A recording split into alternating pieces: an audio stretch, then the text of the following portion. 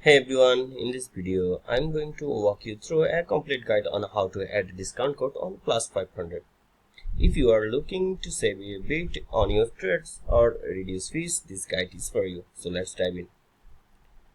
First, make sure you actually have a valid discount code. Here's what to do.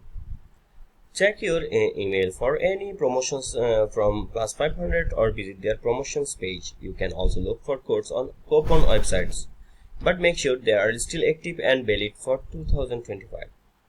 Some codes may have specific requirements like a minimum deposit or trading volume, so read the fine print. Once you have your code, here's how to apply it. Log into your PLUS500 account. Open the PLUS500 app or website and log into your account. Then navigate to the deposit section. Then look for a promote code or discount code field. Enter your code carefully as they are usually case sensitive.